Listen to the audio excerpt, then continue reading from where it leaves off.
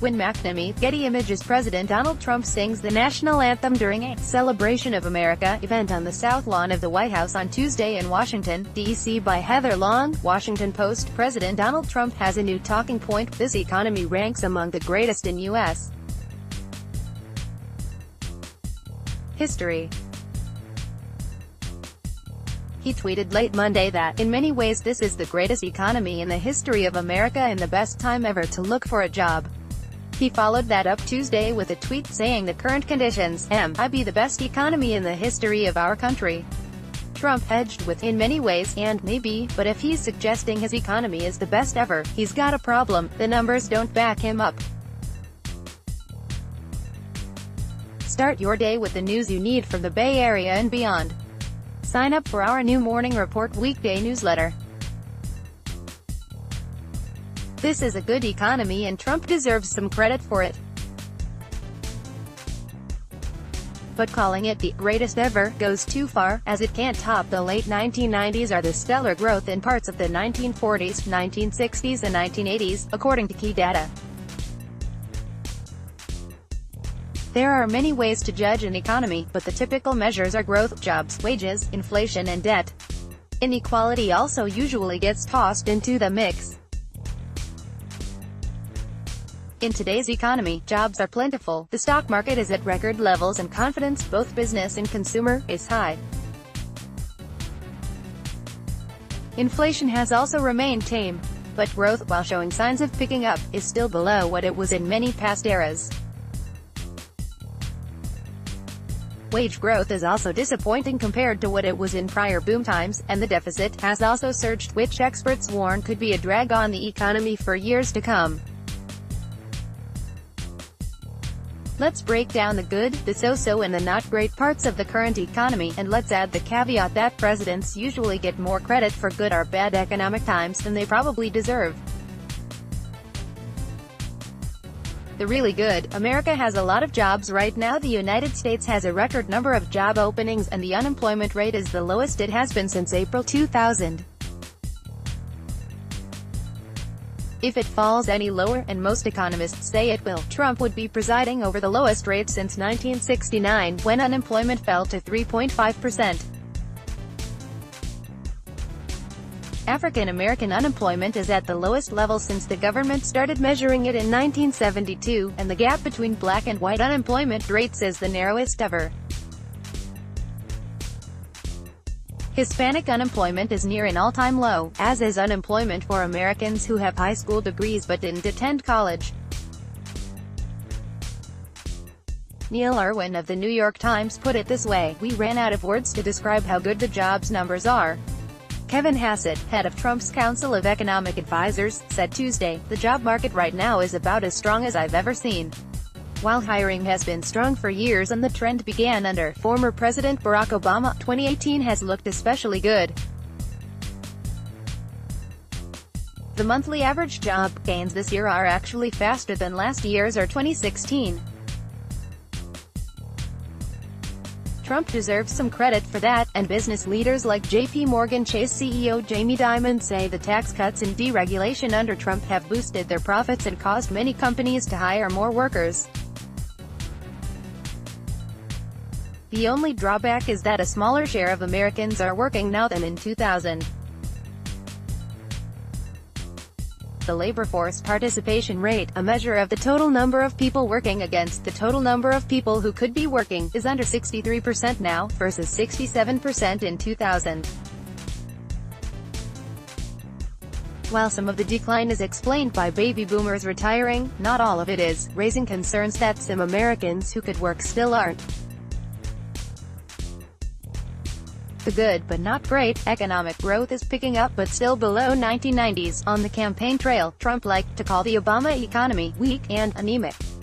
He often pointed to 2% economic growth as puny and said he could achieve growth of 4 or 5% a year. Yet under Trump so far, the economy isn't growing much faster than it did under Obama. In his first year in office, the economy grew by 2.3%.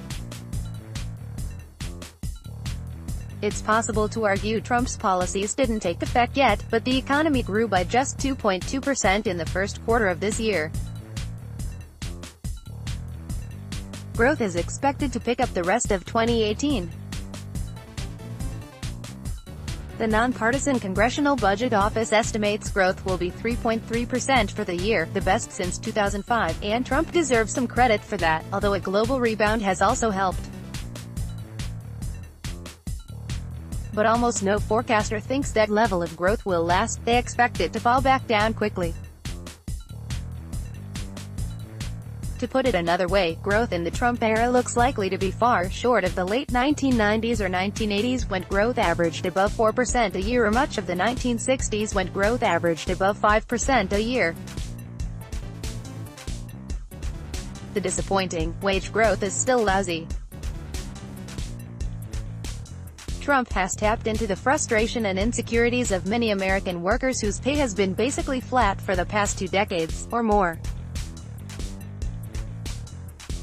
Once you adjust for inflation, aka cost of living, median household income in America was several $1,000s lower in 2014 than in 2000.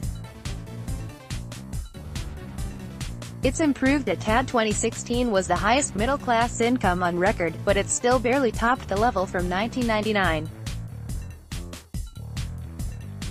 The problem for Trump is it's not getting much better. Wage growth is still hovering around 2.6 to 2.8%, which is barely above inflation. That's far short of the 4% wage growth during much of the 1990s. There's optimism that Americans will finally get wage growth over 3% later this year. There are many signs that companies can't find enough workers and are finally willing to pay more to get and keep employees. While there are many anecdotes of companies saying they are raising pay, the official wage growth statistic for the entire country still isn't rising much. After Trump's tax cuts, some companies opted to give one-time bonuses. That's real money for employees, but it only occurs once and isn't a true wage bump. The really disappointing, Trump's $1 trillion deficits. As a candidate, Trump once promised to eliminate the national debt within 8 years. But projected deficits have exploded on his watch. America's annual government budget deficit will hit $1 trillion by 2020, according to the Congressional Budget Office, and it's expected to stay that high for years to come. It's mainly driven by the tax cut Trump pushed hard for and signed in December. His team started off wanting to make it deficit neutral, so it would not add to the debt, but that was quickly abandoned. The end result is a tax cut that CBO estimates will add $1.90 to the debt because of lost revenue and added interest costs. On top of that, Trump pushed for more government spending, especially on the military, and he has refused to make any changes to Medicare or Social Security, the two programs that many budget hawks say must be tweaked in the coming years or else the debt will become unsustainable. He has also sought cuts to safety net programs for the poor, which could exacerbate inequality. While debt has grown under many recent presidents, it occurred during sour economic times when the government tried to spend to revive the economy and save jobs. It's highly unusual to have this kind of buildup of debt during good economic times, and many have warned the economy could suffer down the road as the U.S. government lacks the money to help during the next downturn, let alone make needed investments in infrastructure and education. Bottom line, most economists call this a very solid time for the U.S. economy. Some even call it hot, or strong. But they aren't calling it history-making. You might also like Sarawak reports graft-busting journalist Claire Straits Times. India takes U.S. steel tariffs complaint to the WTO. Business Times. Apply for credit cards and get an anti-theft bag worth www.bankbazaar.sg. Find the right formula for your baby with this. Guide Abbott family. This image has not been edited. Look closer. Golf trendsetter. 15 amazing prehistoric animals that are alive today. Far and wide. Porn star Olivia Nova, who died Sunday, wanted to be. MercuryNews.com. Teacher charged for feeding live puppy to snapping. MercuryNews.com. JaVale McGee on Warriors Game 2 win. It's the most. MercuryNews.com recommended by